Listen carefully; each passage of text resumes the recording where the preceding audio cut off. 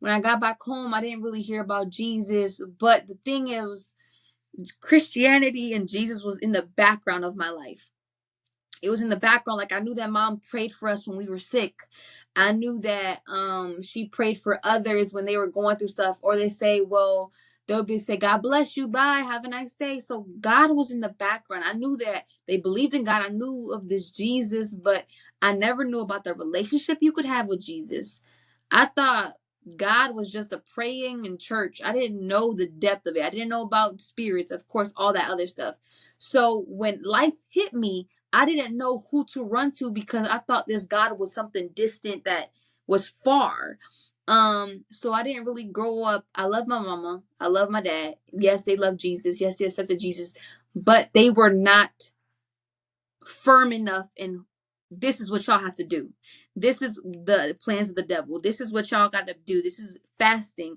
They didn't really equip us in a way they should have, but God came through, and he came through for a reason. So now we can equip our children in a way we should have been.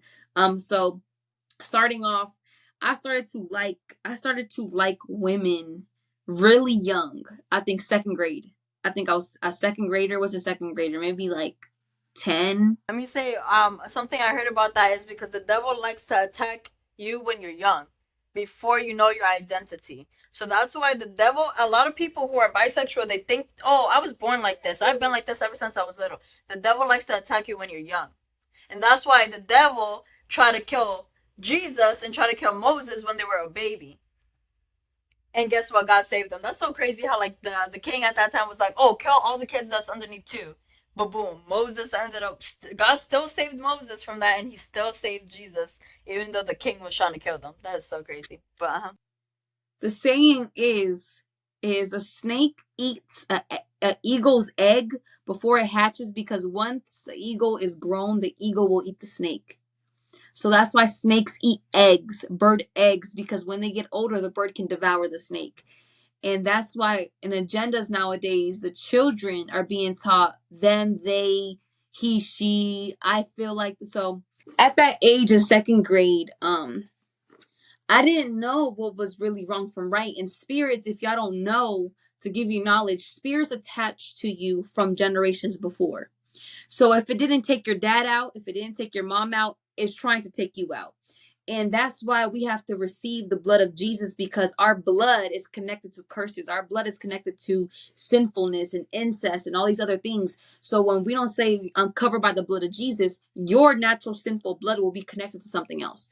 So that spirit of the being homosexual or cheating with women, all that other stuff was trying to follow me really young. So from second grade, I didn't know what bi was. I didn't know what sexuality was. I just knew I had a best friend and I really loved her. And this is where I learned growing up being delivered from being bisexual. You can love a woman intensely in a way and not make it poisoned. So I love this. My best friend, I loved her for years. But then I tried to take it to another level when I was literally a second grader. I didn't know. You just learn stuff. And so that's from second grade to sixth grade. So from sixth grade, I'm looking at women. I found them beautiful. I looked at men and I found them like good looking too. So I was like, I like them both, I guess, because when I'm around women, I get butterflies. When I'm around men, I get butterflies. But it was confusing because when I sat there and thought to myself, will I marry a woman? I would say no, like never. But I'm like, but will I sleep with the woman? And I'm like, yeah, of course. So it was a lot of the spirit of confusion was also ramping in me. So from that, let me see, because I have the second grade rebelliousness and all that. So 13. So from third grade, second grade to sixth grade to middle school, I dealt with that confusion. And then when I hit middle school, it became a trend. Being bisexual was a trend. Being, liking girls, dating both, it was a trend. So I'm like, okay, so I am normal. I am normal or whatever. Maybe this is okay. I didn't know. I didn't want to go to my mom and say, "Hey, ma, I deal with these thoughts. How do I?" Because then I didn't want my mom to see me in that nasty way. So I just kind of dealt with it. And then women, in middle school, women would find me attractive. Women would flirt with me, and women were always very obsessive with me because of how I carried myself. Because I took care of everybody. I made sure everybody was straight. So really, people started to quote fall in love with me, but no, they were in love with what they didn't have. So that was also my problem. I started to like women at a young age to growing up because I wanted to be loved by anybody. And if you were a woman and you loved me, hey, I'll take that. So I'm going into detail of like why I was liking different women and men because there was a root. It was a root of feeling not worthy and wanting to be loved by somebody. And I didn't feel like my parents were showing up in that way. Even if they did, they didn't show up in a way that I needed. So I seeked it in anybody else. I didn't care if you were a dog. Like I don't care if you were a woman, whatever you were, I would get attached to you. So around 12, I got in my first relationship with a girl. Um, and she was my first kiss. I didn't even know what a kiss was. She was my first kiss. She was my first, like, I love you. She was my first relationship. And she made me feel seen. She really made me feel seen. She made me feel beautiful. She made me feel sexy. She made me feel smart. And I was always there for her in a way that no one else was. So I felt, okay, this feels good. And this should be right. And then some days I'd wake up and I'd break up with her out of nowhere. I'm like, I don't know why I gotta break up with you. And I'd break up with her. And that happened for years. That happened for years. That was on and off for years. And nobody knew that my quote best friend was literally my girlfriend. And I was really confused for a very long time. I didn't know why. I didn't know why I felt like that. I didn't know why I was like, okay, I want to sleep with her, but I don't want to marry her. And I was using her. Um so going into 12 to 13, once I got a little older, um as you can see, I had a lot of mommy daddy issues. And I'm not gonna blame them because it's not their fault. They didn't know how to show for me if I didn't know how to express my emotions. My parents were very strict. So once I hit that 13, a little older, I was very rebellious, disrespectful, and rude, and like that misunderstood child. So around 13, I started to fall in love with hood boys, with boys from the hood and boys that just looked like they were mean and just boys that were different because they looked mysterious to me. They looked like this was really the thing. They looked like they were tough and that no one understood them and they were misunderstood. And if they love somebody, that means they really love somebody because that they're showing their weaknesses. And you hood boys don't show like they're weak. So if they're weak for me, then I got to be special.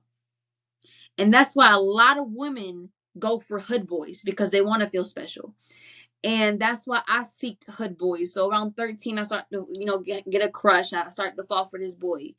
But little did I know is while I was trying to heal him, I was poisoning myself.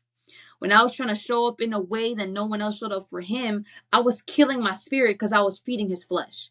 And when he started to expose me at 13, he started to expose me to weed.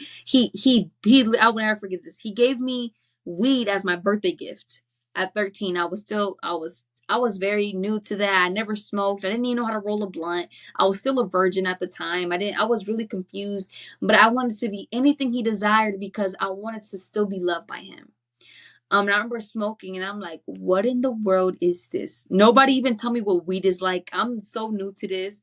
And I was high. I was so high. And I'm like, this isn't okay. Like, this is. So over the time, I'm still, exposed to. So after that, he exposed me to a lot of wickedness. He exposed me to a lot of wickedness. And I started to literally growing up, I'll call myself a type of shapeshifter because whoever I was in love with is whoever I shape myself to. If you are a woman and you love dyke type of woman, I dress like a dyke. I did dress like a dyke. I dressed like a tomboy. If you were in love with a woman, I was feminine. If you love me like to be a little thug, I was thuggish. But then around 16 years old, they exposed me to, a lot of people exposed me to pornography and stuff like that. So then I also had a really bad porn addiction. And from that porn addiction, I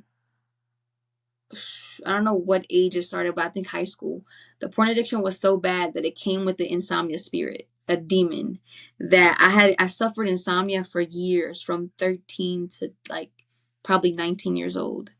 And an insomnia is so bad. This spirit is so bad that it does not let you sleep. And when you sleep, sleep paralysis comes over your body, and an incubus or a succubus spirit rapes you in your sleep. And I dealt with this for years, and my parents thought that I'd stay up to do bad things and stuff like that, but really I stayed up because every time I would sleep, this spirit would this demon would rape me in my sleep, and I'd get aroused. The porn and the insomnia, sleep paralysis, it's all kind of the same boat. So if I couldn't sleep, I'd watch porn and then fall asleep. And then when I'd fall asleep, that happened. So basically, when you're in sleep paralysis, which a lot of people do and nobody teaches about, so when you're in sleep paralysis, you're sleeping, right? You're asleep, your body's asleep, it can't move, and you're dreaming. So your mind's asleep as well. You're dreaming, but then there's a state when you feel like you're having a nightmare and you try to wake up. Your spirit can see everything. So your spirit is up, but your body is asleep. So what does that mean? Meaning you can see things in the spirit, but your body cannot move. So my spirit would be up and I'd see a demon. And sometimes it changed, but sometimes it was the same. It usually was a woman. And it also explains why I still have, well, why I dealt with the bisexual spirit. Because when I'd sleep, I could see spiritually what was chasing me. So when I was sleeping, I'd see the woman and she was demonic, of course. And she laughed. So you would see succubus or Jezebel. I'd see a succubus.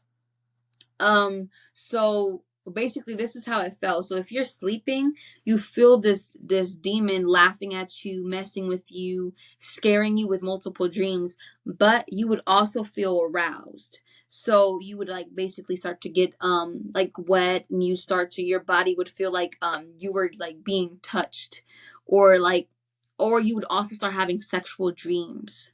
So you start have sexual dreams. Like I'd have random dreams where like I'm like having like, or like orgies, and a bunch of other people would be in. I had a dream like that Yeah, when I was in New York, and it's so weird. Like I was in New York. I remember one time I was sleeping, and I had a dream like it was kind of like a college dorm, and I was like kind of lost. And but like there was like this room, and there was so many different beds, so many beds, and like different, like there was like two women with one man. Like it was like lots of beds, and lots of people just doing it. gotta pray Like, against that. and I don't know, but I'm so glad I left New York because I feel like I had a lot of demonic attack, a lot of witchcraft attack. Like I don't know, but yeah, that's something else I gotta ask you about. Oh, and this is how it worked. So when I dreamed those dreams, I'd wake up and I'd wake up horny. So I'd wake up because, of course, I'm wet. I feel like something's been touching me spiritually, and I'm dreaming these dreams. So whatever I think of, whatever my sick mind puts together, I'm dreaming of. So when I wake up, guess what I'd go to? Porn again. So it was a cycle of porn, sleep paralysis, seeing demons, being aroused, going back to porn. And since I couldn't sleep, and every time I slept, it was either sleep paralysis or nightmares. It was a cycle that was just, it was demonic ranking. It was just demonic.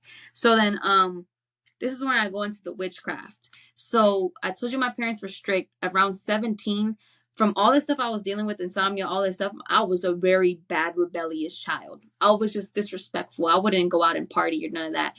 But I was disrespectful.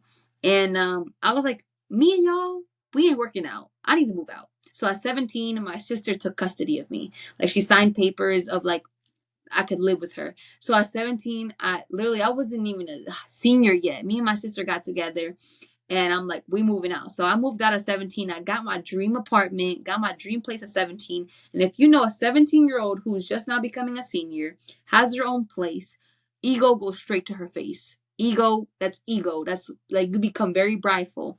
Um, and at that time, I was throughout this time I was like in relationships and getting cheated on a lot. So that all hit me when I moved out. That needing of somebody got so bad because I'm like, and anybody that I needed, they cheated on me. They lied to me. So it's like I think I'm so unworthy at this time in my own place. So I'm like, wait, I'm in my own place now. I can have sex with people. I'm in my own place. And my biggest issue growing up was I hated my body. I hated my skin. I was like, God will never bless me with a husband. But did you realize that in the moment that you were in it? I know what I purposely was doing. I know I hated my body, I hated my skin, and if I gave the most intimate part of me to somebody else, I'm like, maybe they'll love me. And it was fail and fail and fail over fail. So And you thought about that like consciously, like that was your thought process. I looked in the mirror and I'm like, I don't love myself. So if I sleep with so and so who I really want and I'm craving him, if he has sex with me and loves me when we're having sex, then he thinks I'm beautiful. And how would you feel after having sex with that person? Like, did you just still So feel worthless? yes, because this person, this is when I jumped into witchcraft. So at 17, 18, that's the worst it got. I was like, I really wanted this one dude, and he was older than me. So I really give myself to him. And when I wasn't enough, like it wasn't enough, because then the next day he'll ignore me. Or the next couple days he'd ghost me, or he'd like only hit me up when he wanted to, when he was lonely. So then it was so bad that I'm like, okay, I know he's using me, but at least he sees me sometimes. It was really bad because I'm like, I know he's using me, but maybe if I just become better, maybe if I'm freakier, maybe if I'm sexier, maybe if next time my hair's different, maybe if next time I put some makeup on, maybe next time if my body's slimmer, he would maybe one day wake up, say, okay, I want you. I really want to be with you. But then I found out he had a girlfriend the whole time. So that destroyed that broke my spirit, because I'm like, I gave myself to you knowing that I wanted you knew that I struggled with wanting someone to love me. And then you took that and it was nothing to you. It was just a nut. So I knew what I was doing, but deep down I was hoping that one day he would be like, you know what? You take care of me. You love me. You make sure I'm good. Let's get together. But it never went that way. Cuz God is good. But so then there was somebody else. There was somebody else in the time that I was friends with who knew of witchcraft, who dabbled in witchcraft, who talked about angel numbers, new age spirituality, spiritual guidances, going into realms, astral projection. So yes, I know a lot about witchcraft. And I'm like, ooh, that seems like, and at that time he was friends with me throughout the whole process. And I'm like, you seem so good. You seem so together, and tell me what's it about. And then I started to like him because I'm like, okay, he talks about my mind, he talks about my spirit, we laugh, we joke, he knows all my deeper secrets, and then he knows about this new age witchcraft. So I'm like, you know what, let me try it. I'm like, let me try it, let me see what he's. And this was awesome. I say my shape shifting self, I say that even though that's demonic. What, I was demonic. I'm like, he was my next assignment. It sounds crazy, but it's like, I'm being so transparent. When you don't love yourself, you will love the crazy out of people till one day they wake up and they're like, okay, I love you back. And let's be honest, someday they will never wake up and say they love you back. So yes, he was in witchcraft, which I didn't think that was that at the time. I'm like, let me try it too.